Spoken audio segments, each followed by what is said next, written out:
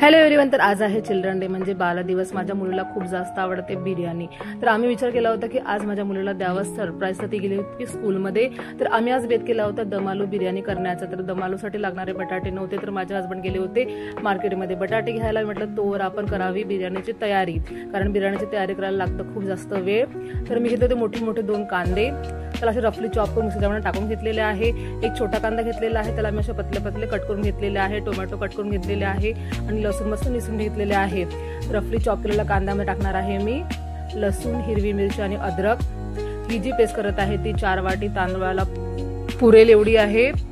तर ही पेस्ट मी एका वाटीमध्ये काढून घेणार आहे। त्यामध्ये टाकणार आहे टोमॅटो, त्याची मस्त प्युरी तयार करून घेणार आहे, ती पण एका वाटीमध्ये काढून घेणार आहे। तर एका प्लेटमध्ये घेणार आहे आपण बेसिक खडे मसाले म्हणजेच दालचिनी, मिरे, विलायची, मोठी विलायची, स्टारफूल, तेजपान आणि सोबतच घेतले आहे आपण लवंगा।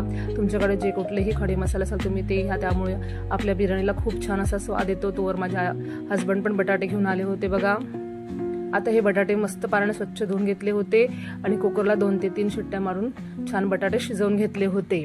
आता याचे साल मी काढून घेणार आहे बघा।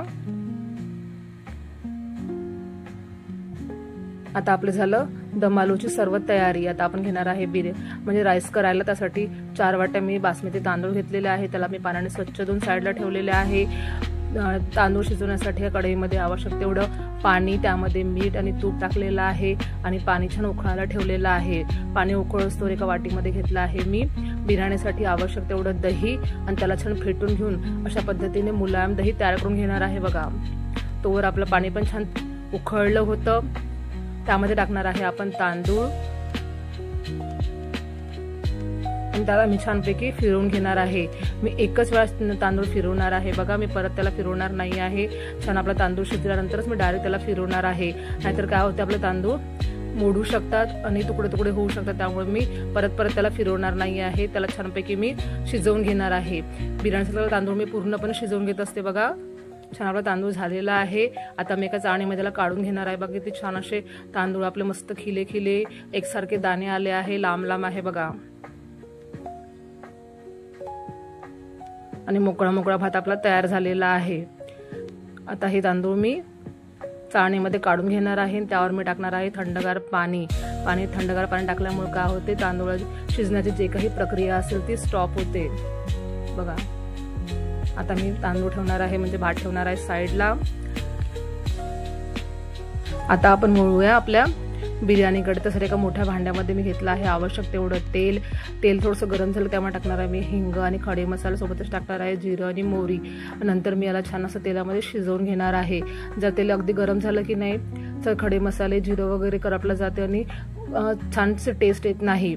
त्यामुळे टाकणार आहे मी लांब लांब पातळ कट केलेले कांदे, त्याला मिक्स करून घेऊन त्याला छान शिजवून घेणार आहे। कांदे आपले व्यवस्थित शिजला गेले तर त्यामध्ये टाकणार आहे आपण हिरवी मिरची, कांदा आणि लसूणची पेस्ट। आता त्याला छान आपल्याला शिजवून घ्यायचं आहे बघा। आपल्याला कांदा वगैरे व्यवस्थित शिजला गेला, शिजवणं खूप गरजेचं आहे बघा, नाही तर आपली बिर्याणी गोड होऊ शकते। छान आपला कलर चेंज होईपर्यंत कांदा शिजवून घ्यायचा आहे। शिजला गेला की त्यामध्ये टाकणार आहे आपण टोमॅटो प्युरी, याला पण छान शिजवून घ्यायचं आहे कलर चेंज होईपर्यंत बघा। त्याला छान असं तेल सुटतं। आता त्यामध्ये टाकणार आहे आपण हळद, तिखट, धनापूड, गरम मसाला, काश्मीरी लाल मिर्च पावडर टाकणार आहे। हे मसाले सर्व आपण व्यवस्थित मिक्स करून घेणार आहे। मसाला शिजण्यासाठी आपण त्यामध्ये थोडंसं पाणी टाकणार आहे। तर मी मिक्सरच्या भांड्यामध्ये प्युरी तयार केली, तर टोमॅटो प्युरी त्यामध्येच पाणी टाकून थोडंसं विसळून घेतलेलं आहे आणि तेच पाणी मी आपल्या मसाल्यामध्ये टाकलेलं आहे। आता त्याला छान मिक्स करून घ्यायचं आहे बघा। अशा पद्धतीने हे जे मसाला करत आहे ते आपण 4 वाटी तांदूळाला पुरेल एवढी आहे बघा। छान आपला मसाला तयार झालेला आहे। आता यामध्ये टाकणार आहे आपण कसुरी मेथी आणि सोबतच टाकणार आहे आपण जे दही फेटलं होतं ते। आता छान मिक्स करून घ्यायचं आहे आपल्याला। दही टाकल्यानंतर आपल्याला जास्त शिजवायचं नाही आहे, त्याला ना दही फाटू शकते बघा।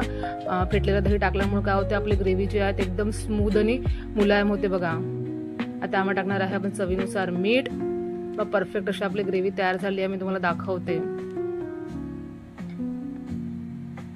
बघा। किती छान अशी ग्रेव्ही तयार झालेली आहे। आता त्यामध्ये टाकणार आहे आपण स्मॉल पोटॅटो, मिनी पोटॅटो। आता त्याला छान टाकून आपण फिरवून घ्यायचं आहे आणि 2 ते 3 मिनिटाभर शिजवायचा आहे, जेणेकरून त्या पोटॅटोला सगळा मसाला लागला गेला पाहिजे। बघा छान असं आपलं ग्रेव्ही दम आलू तयार झालेले आहे। त्यावर टाकणार आहे आपण बॉईल केलेले राईस, आपण जे भात तयार केला होता तो टाकणार आहे आणि त्याला अशा पद्धतीने मस्त पसरवून घेणार आहे।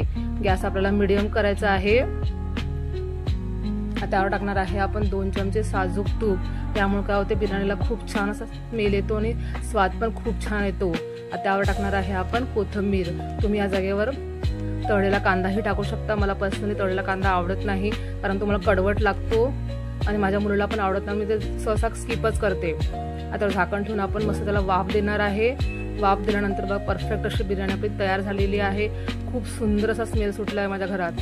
बघा किती छान असं गरमागरम बिर्याणी आहे, छान अशा वाफा निघत आहे। मी तुम्हाला दाखवते, बघा गरमागरम बिर्याणी आपल्याला बुंदीच्या रायत्याबरोबर सर्व करायची आहे किंवा कुठल्याही कोशिंबीरवर तुम्ही सर्व करू शकता।